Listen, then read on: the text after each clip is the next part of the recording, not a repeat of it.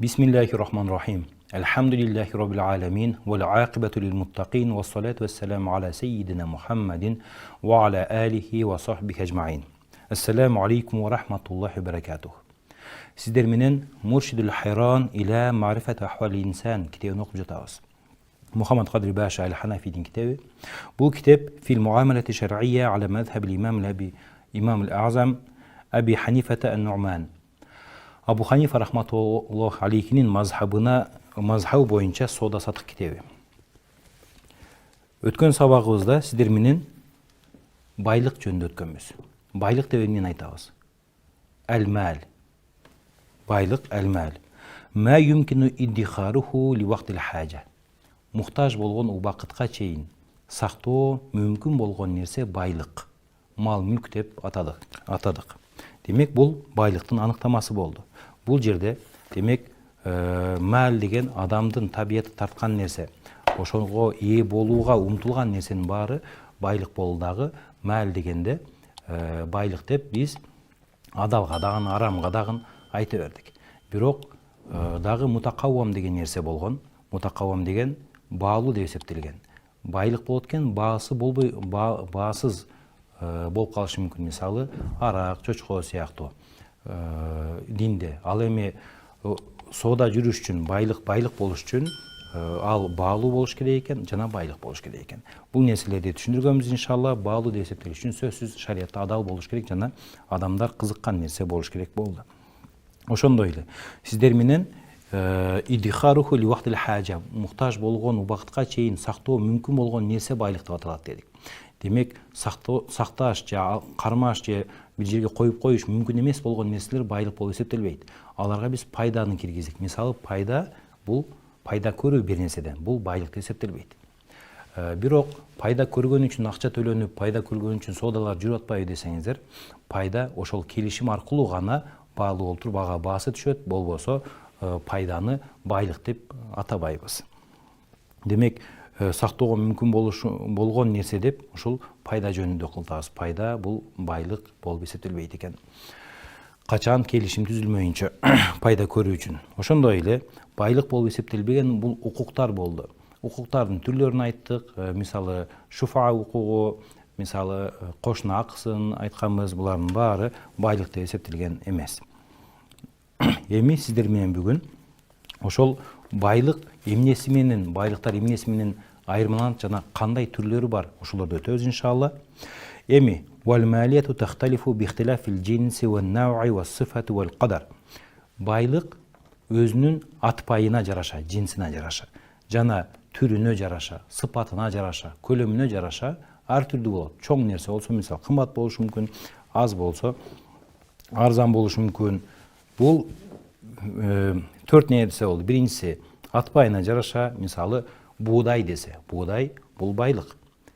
Анын түрүнө жараша, жана сыпатына жараша, анан көлөмүнө жараша. Ошондой эле кийинки дагы алтынчысы бул ли'изатил вужуд, сейрек кездешкендигине дагы жараша баасы ар түрдүү болот экен. Жана ва касратул вужуд, көп кездешкендигине жараша баасы көп болот же аз болот. Эң акыркысы жетинчиси орунга жараша. Бул орун мисалы алыстан келсе бир нерсе, анын жол акысына дагы, транспортировкага дагы акча кеткендиги үчүн бул дагы кымбатыраак болуп калышы мүмкүн. Айтор биздин бүгүнкү темабыз байлык, мал мүлктүн баалуулугу же мал мүлктүн түрлөрүн өтүп атабыз. Ушул азыркы айткан категорияларга жараша анын баалуулугу өсөт же азаят экен. Биринчиден малул айн, ал эми заттын баалуулугу андан көргөн пайдага жараша болот. Андан көргөн пайдага жараша, кыйматына жараша болот. Мисалы кээ бир нерселер бар өтө пайдалуу. Кичинекей эле нерсе өтө пайдалуу, ошол пайдасы чоң болгон үчүн анын баасы көбүрөөк болушу мүмкүн. Мисалы өтө зарыл болгон нерселер бар, анан кереги жок эле кийинки кезектеги керектелүүчү нерселер бар. Булардын баары ошол өздөрүнүн пайдасына жараша баалуулугу болот. Андан кийин ва малиятул фулус, акчанын баалуулугу. Акчанын баалуулугу анын бир раваж вел касат, анын кеңири таралышы боюнча, кеңири колдонулушу боюнча жана колдонбошу боюнча дагы ар түрдүү болот. Мисалы биздин өлкөлөрдө мисалы чет өлкөлүк рупий же динар же мисалы Австралиянын доллары ушулар көп колдонбогондуктан бизде ал арзан болушу мүмкүн, а өздөрүнө кымбат болушу мүмкүн. Ошол сыяктуу булардын баары негизи акчанын баалуулугу айланышына жараша. Баардык жерде эле алмаштырышыңыз мүмкүн болсо, баардык жерде эле ошол акча менен ар нерсе сатып алышыңызга мүмкүнчүлүк болсо, анда ал акчанын түрү кымбатыраак болот. Мисалы доллар сыяктуу же евро сыяктуу.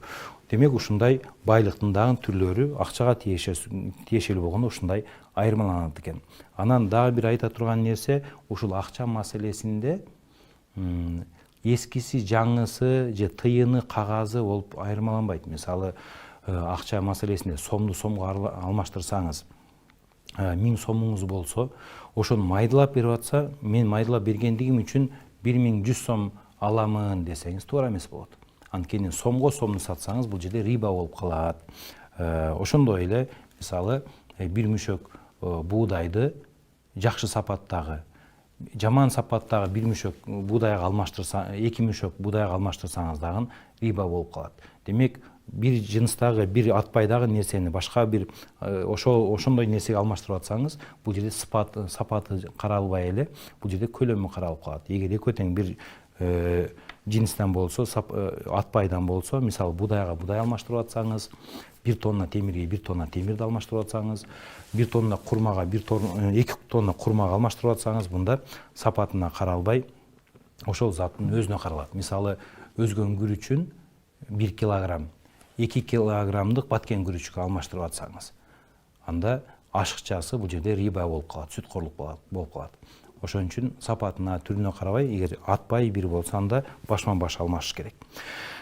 Бул жерде мен азыр ошол риба жөнүндө айтып кеттим, анткени көбү байлык деп туруп, анан ошол бул бир жынстагы нерсе го, бир атпайдагы нерсе го, менин күрүчүм бул деле күрүч, тиги деле күрүч болгону, сапаты азыраак болгондугу үчүн, сапаты начарраак болгон үчүн бул экинчи күрүчтөн көбүрөөк алып атам, ал эми жакшы сапаттагыны мен азыраак берип атам, бул жерде эмнеге болбосун деши мүмкүн.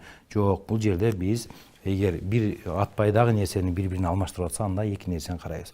Биринчи бир атпайда болсо, анда экинчиси сөзсүз булардын көлөмү бирдей болуш керек, килограмм бирдей болуш керек. Андан башка нерселерге, мисалы будайга сиз темирди алмаштырасызбы, сомго долларды алмаштырасызбы, айырмасы жок, ар түрдүү айлана берсе, кете берсе болот. Анан эң негизги нерсе бул жерде байлык маселесинде. Бул жанагы анын баалуулугун билүү, анан бир жынста болсо сапатына карабайбыз дедик, мейли. Ва амал малиятул мустахража минал ард. Биринчи түрү биз ошол бир затты айттык, зат өзүнүн пайдасына жараша баасы болот экен, экинчиси акча болду, акчалардын баалуулуктары, үчүнчүсү жерден чыгарылган байлыктар. Жерден чыгарылган нерселерди 3 ат менен аташат шариятта. Биринчиси буну канз деп коет. Канз деген эмне? Мурунку адамдар жерге көмүп койгон, кийин табылган бул байлыктар. Алтын, күмүш болушу мүмкүн, чегилген, мисалы, чегилген тыйындар болушу мүмкүн. Бул нерселерди кийин адамдар табып алса, анда ал канз деп аталат. Андан кийин маадин деп коет. Маадин же маадин бул казылып алуучу нерселер. Мисалы, алтын, күмүш, таш, же жанагы темир, булардын баары казылып алынуучу нерселер. Булар дагы байлыктар албетте. Анан үчүнчүсү риказ. Риказ деп негизги казып алынган нерсенин баарын айтабыз. Ошондо жерден казып алынган байлык болгон нерселер бул 3 түрдүү болот. Биринчиси жерден казып алынат, анан ээритсең ээрийт, анан формага түшөт. Мисалы, алтын, күмүш сыяктуу нерселер, алтын, күмүш, жез, темир, булар байлык болуп эсептелет. Болгону ким эгер ушундай кылып чыгарса, жерден өндүрсө, анда ошол чыгарылган байлыгынын 5тен 1 бул зекетке берилиш керек болот. Экинчи түрү катуу нерсе ээрибейт, бирок катуу бойдон кала берет. Мисалы гипс болушу мүмкүн, акиташ болушу мүмкүн, көмүр болушу мүмкүн, же мишяк болушу мүмкүн. Булардын баары дагы жанагы баалуу деп эсептелет, соода жүрөт буларга. Ошондой эле үчүнчүсү катуу эмес, суюктук, бирок бир формага келбейт, катыбайт. Катыбай турган суюктук, мисалы аккан суулар же нефть болушу мүмкүн, зибак деп коет. Бул жанагы ла иляха илля Мухаммад Расулулла, нефть, суу, анан жидкий металл. Булардын баары жерден казылып алынган үчүн байлык деп эсептелет. Эми ушул эки акыркы түрүнөн катуу бирок эрибей турган же суюк, анан формага түшпөй турган, катыбай турган нерселерден зекет берилеби, берилбейби? Мурунку алымдар берилбейт деп келген. Бирок азыр эң кымбат нерселер ушул нерселер болуп калат. Мисалы нефть болуп атат. Эгер адамдар ошого ээ чыгууга умтулган нерсе болсо, анда ал байлык болуп эсептелет дагы. Мындай нерседен азыр зекет берилиш керек болуп калат. Ошондой эле чыгарылган көмүрдөн, мисалы мрамор таштардан, булардын баарынан зекет берилет, эгер ал байлык болуп эсептелип калса. Анткени пайгамбарыбыз саллаллаху алейхи вассалам бир хадисин айткан: "Ва фиррикази аль-хумус", жерден казылган нерселерден 5тен 1 берилет деген зекетке. Байлык деп биз жанагы жерден казып алынган нерселерди, анан акчаларды, пайдаланган буюмдарды айттык. Эми карыз, адамдын мойнундагы милдет болгон карыз. Бул байлыкпы, байлык эмеспи? Бул байлык эмес. Байлык эмес дегенде сиз аны сактай алган жоксуз да. Ал бирөөнүн мойнундагы милдет эле болуп жатат. Демек, качан ошол байлык деп эсептелип калат, качан колго алганыңызда. Ошондуктан, мисалы сиз бирөөгө карыз берген болсоңуз, 10 000 сом. Анан зекет чыгарайын деп атасыз, сиздин колуңузда азыр ал карыз жок, бирок башка бирөөгө бергенсиз. Аны ушул мен баймын, менин шотумда азыр мен бирөөгө 10 000 сом бергем, ошол акча меники деп туруп, ошон үчүн зекет чыгарыш керекпи, керек эмеспи деген маселе бар. Бул жерде карызга берилген байлык, бул байлык болуп эсептелбей калат, качан колго кайра тиймейинче. Ошон үчүн карыз эгер кетип калса, анда ага берилбей турат, ал эми колго тийгенден кийин ошо канча жыл өтсө ошону берет.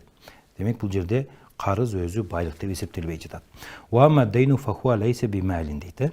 Ва иннама таттимул малияту фихи инда таъйинихи бил qabd, фала ясиру нисабу зака фихи ма лам таthbut фихи сифатул малия.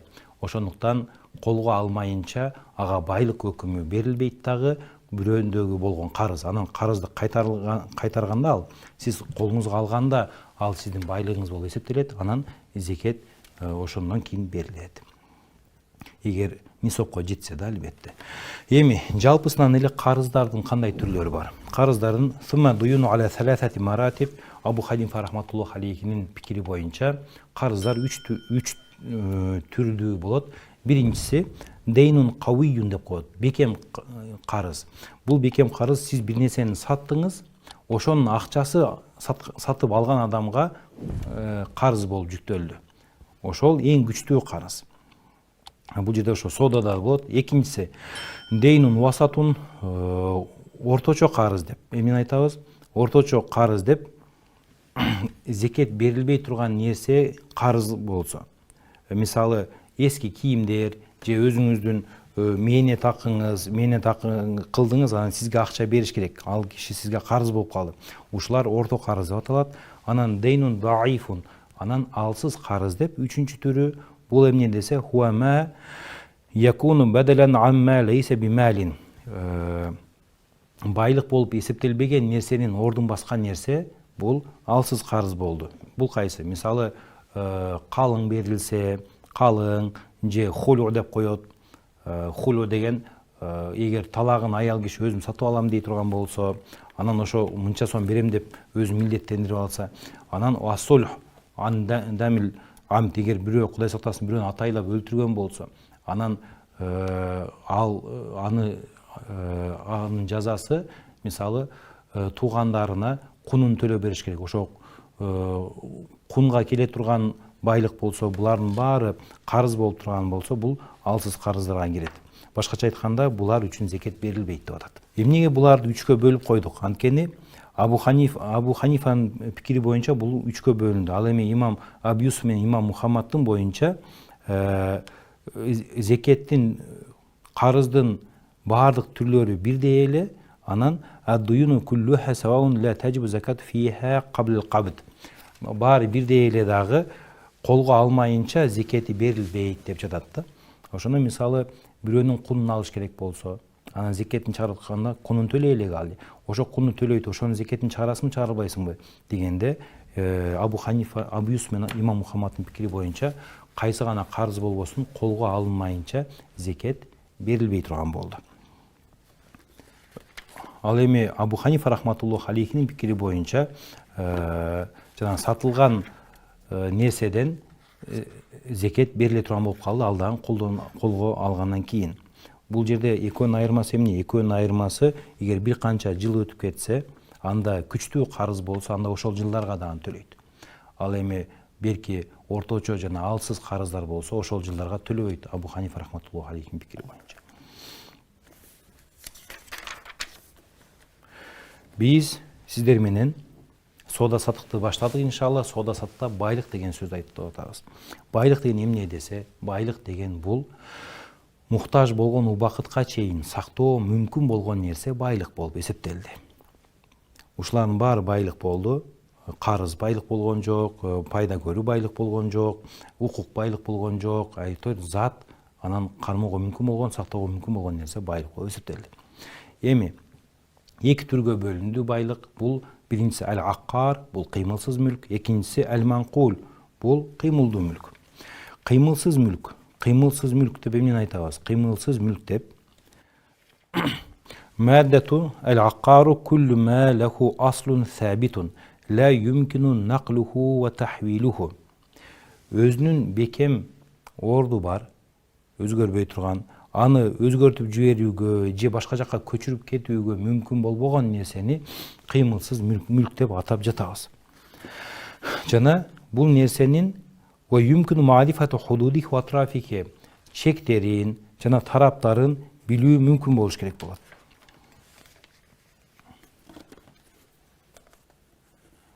Жана кыймылсыз мүлктө бизде ошондо Ханафи мазхабында эски китептерде жердин өзүнө эле айтылды дагы, жердин өзү баягы жоголуп кетүү коркунучу болбогондуктан, дайыма эле жер ошол ордунда тургандыктан, бул кыймылсыз мүлк деп ошол нерселерди атайт. Ал эми кыймылдуу мүлк деп эмнени атайбыз? Кыймылдуу мүлк деп маддату ас-салиса ал-манкулу ютлaqu ala kulli малин юмкину нақлуху ва тахвилуху. Бул бардык көчүрүү жана өзгөртүү мүмкүн болгон нерселер кыймылдуу мүлк болду. Ва фаяшмалул уруда, бул товарларды өзүнө камтыйт, вал хайванат, мал жандыкты өзүнө камтыйт, вал макилат, тартылчу, таразага тартылчу, вал маузунат, жанагы мүшөккө салынуучу, капка салынуучу, таразага тартылуучу нерселерди, ва захаб, вал фидда, жана алтын, күмүштөр, булардын баарыны ушул кыймылсыз мүлк деп кыймылдуу мүлк деп атайбыз. Фаяшмалул бинаа вал гираса ал каимейни фи арди мамлукатин ау мауқуфатин. Ошондой эле биздин эски Ханафи мазхабындагы китептерде курулган имарат, анан эгилген, тигилген короодогу бак-дарак, эгер бирөөнүн мүлкүндө болобу, жеке мүлктө болобу, же вакыфта болобу айырмасы жок, бул кыймылдуу мүлккө кирет. Ушул жерде анан бир аз маселе бар. Биз азыр баарыбыз кыймылсыз мүлк десе үйдү эле түшүнөбүз, имаратты эле түшүнөбүз. Бирок имараттын өзү Ханафи мазхабынын мурунку китептеринде кыймылдуу мүлккө кирип калган. Бул темага кенен токтолобуз иншалла. Кайра биз азыр кыймылсыз мүлккө келели. Ал-аккар, Кыймылсыз мүлк деп эмнени айтат экенбиз? Куллу ма лаху аслун сабитун ла юмкину наклуху ва тахилуху. Өзүнүн негизи бар, аны көчүрүүгө жана өзгөртүүгө мүмкүн болгон нерсенин баары бул кыймылсыз мүлк болду. Кыймылсыз мүлктө сөзсүз тараптар айтылыш керек. Мисалы, туурасы 10 метр, узуну 20 метр деген сыяктуу сөзсүз тараптар айтылыш керек. Анан эски китептерде ошол тарап кантип айтылат десе, кошунанын бул сенин жериң паланча кошунанын жерине чейин деп ошо кошунанын атын, атасынын атын, чоң атасын айтыш керек деп Абу Ханифа рахматуллаху алейхи айтат. Мурун ошондой жерлерди ушундай кылып кошуналар аркылуу паланчанын жерге чейин билип алыш экен. Эми бүгүнкү күндө бул нерселер оңой болуп калды. Бардык жерде чийилген карталар бар, сантиметрге чейин. Азыр ошол чийилген карталар эле, жанагы чектер эле кыймылсыз мүлктүн чегин билдирет. Кыймылсыз мүлктүн ичинде вакыф маселеси бар да. Вакыф деп адам өзүнүн жер тилкесин Алла үчүн түбөлүккө тапшыруусун вакыф деп атайбыз. Ал ошол түбөлүккө мусулмандардын пайдасына, кедейки багалдардын же ислам дининин пайдасына, коомчулуктун пайдасына иштеле берет жана андан тапкан сооп иншалла ошол вакыфты кылгандын ээсине акыретте жетет деген ишеним менен мусулмандарда вакыф маселеси бар. Ошол вакыф маселеси Ханафи мазхабында кыймылсыз мүлк болушу керек болот. Болгону мисалы имам Мухаммад рахматуллаху алейхинин пикири боюнча кыймылдуу мүлк дагы вакыфка кирет. Вакыф деп эмнеге айттык? Анткени бул кыймылдуу мүлк жөнүндө сөз болуп атат. Бул жерде мисалы бир жер берилсе, ошол жерге кирген жана жердин карамагындагы болгон баардык нерселер, ал бак дарактар, имараттар, ал жактагы жолдору, ошолордун баары жердики болуп эсептелген нерсенин баары ошо жерди ээрчип вакыфка кириши мүмкүн. Бул нерседе талаш жок. Бирок өзүнчө мисалы акчаны же бак даракты же Куран китепти, мусхафты же балта тешени атайын бул Алла үчүн бердим деп койсо, коомчулук колдонсун же кошуналарым колдонсун, ушул домдун жашагандар колдонсун деп берсе, ал вакыф болуп эсептелбейби десе, Абу Ханифа рахматуллаху алейхиде эсептелбейт. Бирок имам Мухаммад рахматуллаху алейхиде эсептелет жана имам Абу Юсуфта эсептелет жана фатва ушул экөөнүн сөзүнө берилет. Азыр дагы вакыф деп мисалы жалпы мусулмандар пайдалууга пайда ала турган нерсе болсо вакыфка жүрө берет иншалла. Демек имарат, бина деп коебуз, имарат кыймылсыз мүлккө бизде кирбей калды.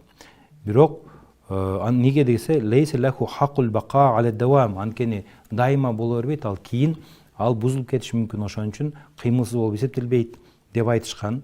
Ал эми хакку таали, өйдө акысы, азыр бул жерде дагы көп маселелерди козгойбуз иншалла. Анткени биринчи кабаттагы жашаган адам болсо, ошол өзүнүн үстүн жерде жашайт биринчи кабатта. Анан үстүн экинчи этажда сатса болобойбу десе, ошо өйдө акы деп коет. Экинчи этажда жашоо акысы бул сатылат дагы, анан ал жерде жанагы түбөлүктүү акы болуп эсептелет. Демек бул вакыфка койсо болот деген маселе бар. Айтор бул жерде мурунку аалымдар кыймылсыз мүлккө имаратты киргизген эмес, бирок кийинки аалымдар кыймылсыз мүлккө имаратты киргизген. Ошондой эле мисалы эгер имаратты сатып алсаңыз же кыймылсыз мүлктү сатып алсаңыз, барып ошону көрүп колго алыш шарт эмес. Бизде ошол турса кайра эле сатыла берет. Анткени соодада мындай дагы маселе бар. Өзүң колуңа өткөрмөйүнчө, мүлкүңө өткөрмөйүнчө кайра сата албайсың. Наха бей'у ма лам якбат деген хадис бар да. Кабыт кыла элекпи, аны сатканга тыюу салынат деген хадис бар. Ушул хадистер имаратка тиешеси жок. Анткени имарат же кыймылсыз мүлк ордуна тургандыктан аны колго өткөрбөй эле документтерин сата берсең болот деген дагы маселелер ушул мисалдан чыгат. Ошондой эле мисалы биз кыймылсыз мүлккө тиешелүү болгон дагы маселелердин бири бул шуфа маселеси. Шуфа деп кошуна акысын айтабыз. Кошуна акысы. Кошуна акысы эмнеге шариатта коюлган? Иннама ваджабат ли хауфи аза дахил ва дарарихи аля сабили давам. Кийин келген адамдын зиянынан зиян берүүсү жана узак мөөнөттө мисалы зиян берүү коркунучу болгондуктан кошуна акысы шариатта каралган. Ошондо кошунаңыз эгер үйүн сатып жатса бир баада, ошол баага сиз алууга мүмкүнчүлүгүңүз болсо, анда башка үчүнчү тарапка сатып жиберсе, сиз ошону талап кылып, ал үчүнчү тарапка саттырбай өзүңүз алып алууга шариатта укуктуусуз. Ошонун кошуна акысы дейт. Бул бир шарт менен болот албетте. Ошол үчүнчү тарап бере турган акчаны сиз дагы бере алсаңыз албетте. Ал эми ал сизден кымбатыраак сатып алып атса, андай нерсе болбой калат. Ушул кошуна акысы кыймылсыз мүлккө эмнеге кирип калган деген суроо болуп жатат. Анткени үчүнчү тарап сизге зыян келтириши мүмкүн. Мисалы, сизге жакпаган адамдар болуп калышы мүмкүн. Ал адамдар менен сиз кошуна болгуңуз келбеши мүмкүн. Улуту башка же улут эмес, бул жерде дини башка болуп калышы мүмкүн, адеби башка болуп калышы мүмкүн, же өнөрү башка болуп калышы мүмкүн. Ошондуктан мындай нерседе шариатта жашаган жерде ыза көрбөш үчүн кошуна акысы коюлган. Аллахым баарыңыздардан ыраазы болсун.